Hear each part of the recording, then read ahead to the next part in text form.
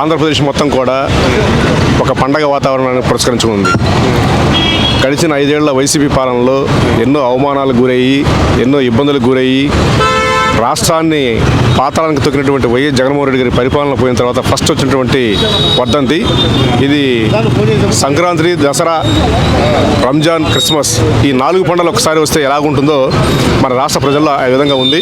ప్రతి నియోజకవర్గంలో సుమారుగా 40 ప్రోగ్రాలు పైనే తప్ప లోపు ఎక్కడ జరగట్లేదు. ప్రతి నియోజకవర్గంలో 40-50 ప్రోగ్రాలు. పల్లెటూరులో సరికి మండలాల వారికి ఒక్కొక్క మండలం 4-5 ప్రోగ్రాలు జరుగుతూ ఉన్నాయి. ఈరోజు రాష్ట్రం మొత్తం కూడా చాలా హ్యాపీగా, చాలా ఆనందంగా ఉంది. అదే చూసుకోవాలి. కొన్ని అంటూ ఇంతవరకు ఏం పథకాలు రాలేదని దానిపై ప్రభుత్వం, కూటమి ప్రభుత్వం ఏర్పడి కేవలం 6 నెలలు మాత్రమే అయింది. ఈ రోజు జరిగినటువంటి అభివృద్ధి మీరు కంటపడతా ఉంది. కాకపోతే పోయిన చేసినటువంటి పరిపాలనలో బటన్ నొక్కి